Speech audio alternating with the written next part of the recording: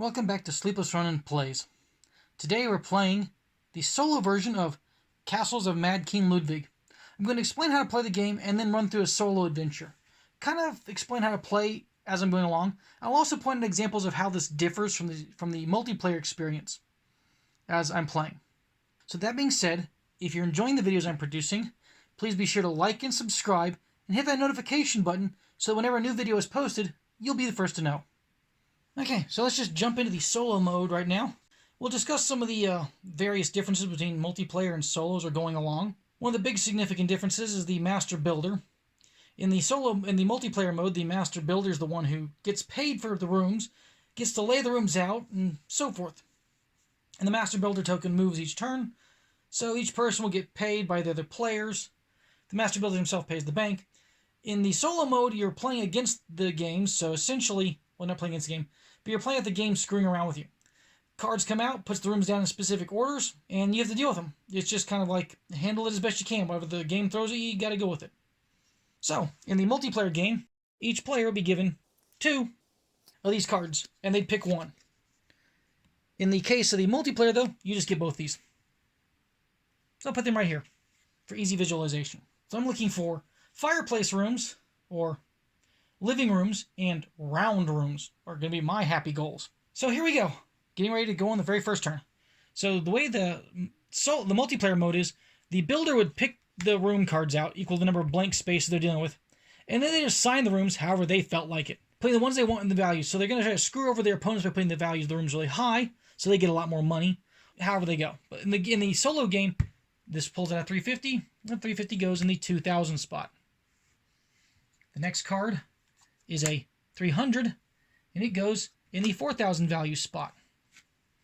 And the last card for the round is a 500, going in the 6,000 value spot.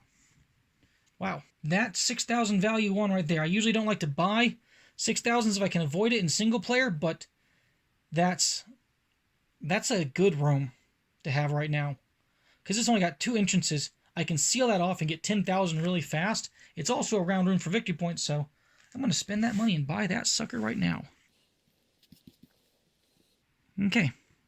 I attach the room to my castle, and I will get 4 victory points for placing that room. Okay. Then these rooms are discarded. The game just throws them away. Then we've got... That is amazingly lucky.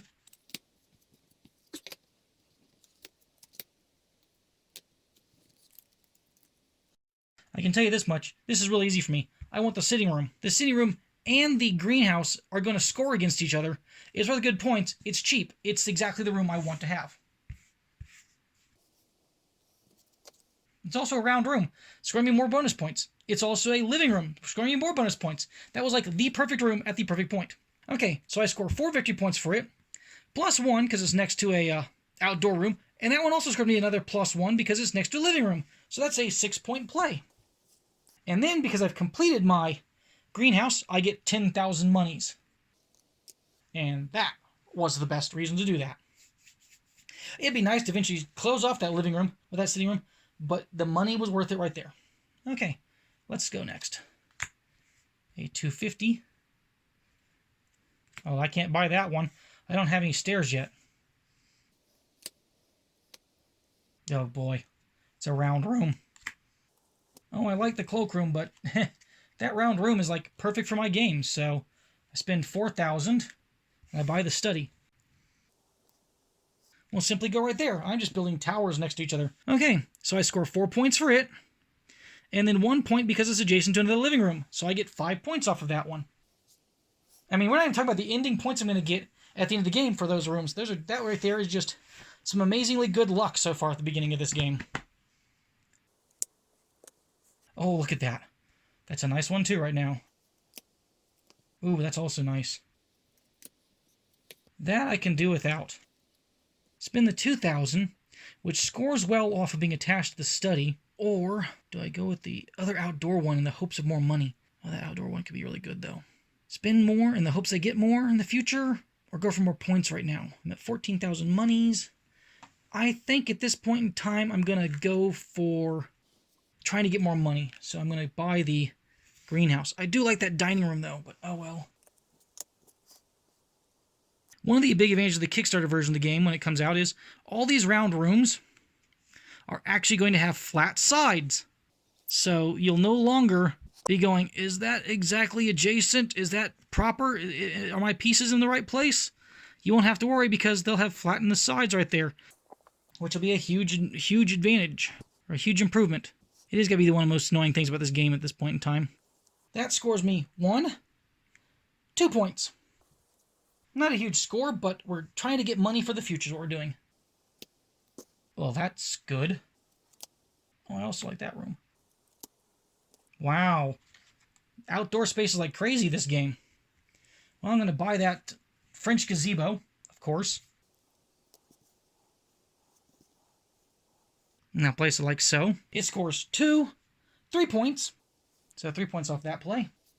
And then I get $10,000 for finishing off the greenhouse. Or gatehouse. That's a gatehouse. That's the greenhouse, that's the gatehouse. Hate to see a round room go goodbye, but I have to accept it for now.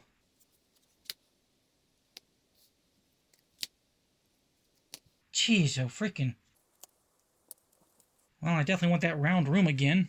Yeah, that's actually a really good round room. So I'm going to spend $2,000. I'm going to get myself a piano room.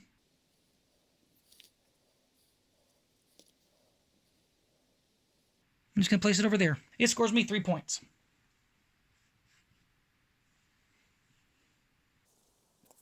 Again, I'm looking for that one as a round room point at the end of the game. So, yay, take it.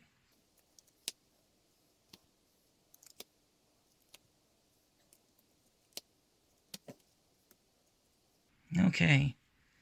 Well, that's kind of cool. The washroom could be really useful to get. The focus room is good points right now, but the washroom is another bonus card. The washroom can also be connected up the piano room. So I can close that piano room off properly. It's worth just 5 points in the end. Which could be a good thing. So let me go with the washroom. Okay. The washroom is now completed. Because that's the way utility rooms work. So I get to look at 2 bonus cards. And choose one. Oh, well, that's super easy. I'll take 2 points for each of my 150 size round rooms. Yeah, that is totally the card I'm going to take. I think I've already got 3 of those in play. Woo-woo. Then I score 2 points for the washroom. Let's not forget to score the 2 points for the washroom. Okay, next set of cards.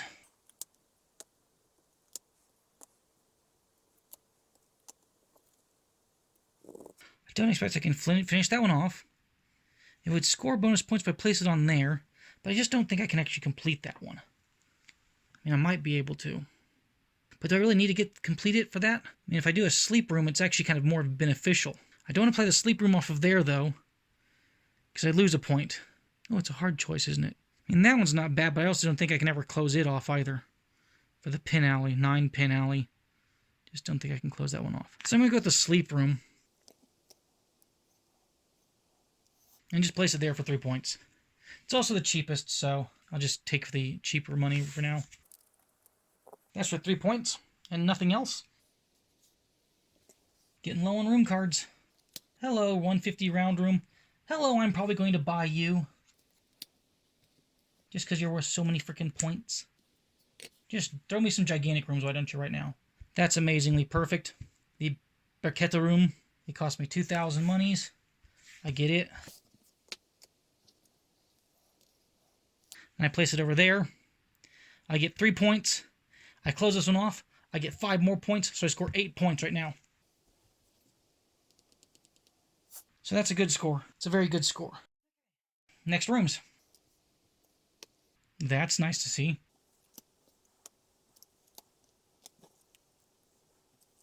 I've only got one final set of rooms after this, so I only want to spend 2,000 right now, because these are the same anyways, which will save me enough I can buy either the first 2 rooms or the next one. So I'll buy this. These are gone. I could close off the Queen's bedroom to prolong it, but instead I'm going to actually try and complete this room over here for some extra points. It might be difficult, but I'm going to try it anyways. Yeah, that's worth 3 points right now. And a bonus card. Look at 2, take 1. Well, that's an easy choice also. I don't have any corridors yet. I tend to not buy those in the solo mode, But I have a couple of those 300-point rooms, or 300-foot rooms, so that's definitely worth some points. Here we go, the last rooms of the game. A giant room, that's not useful. A 200 room. And a 100 room. I can't get the 100 room, unfortunately. I could get that round room, and I can actually place that round room. And I can get a lot of points off that round room. So what do you think I'm going to go for? I'm going for that round room. So, I buy that. I get rid of these other rooms.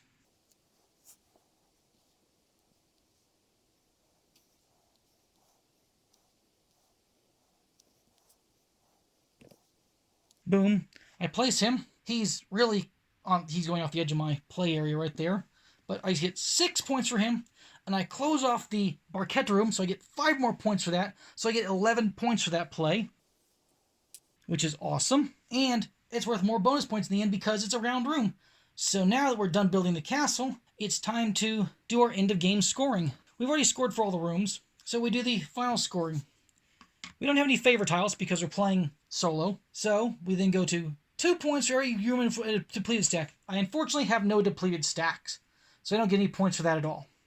It's kind of sad, but that's just the way the cards came out. There was the only stack that I close to the 350s. That's just the cards I shuffled because you removed random number of cards from the game. I have no depleted stacks. It's unfortunate, but it just happened. So then I get score each bonus card. So for each round room, 1, 2, 3, 4, 5, 6. 6 more points off the round room one. For each of my living rooms, I have 1, 2 of those, so I get 4 more points. For each of my 150 round rooms, I get 2. I got 4 of those, so 8 more points. And then 2 for each of my 300 rooms, and I've got 2 of those, so 4 more points. Then for every 10,000, I get 1, and I don't have enough of that. My total score results in being a 72. I am Duke of the Castle. Barely a Duke of the Castle, with 72 points. Apparently, if you get over more than 101, you get to be Grand King of the Castle, which is pretty sweet. And I have never gotten that high before. I got really lucky in that one. I didn't have to spend a single turn wasted to get money. So what happens is, I'll just cover this. If you don't have enough, if you start your turn, you don't have enough money to buy a room, you take 5,000 gold from the bank, and you throw away all 3 rooms. That's terrible.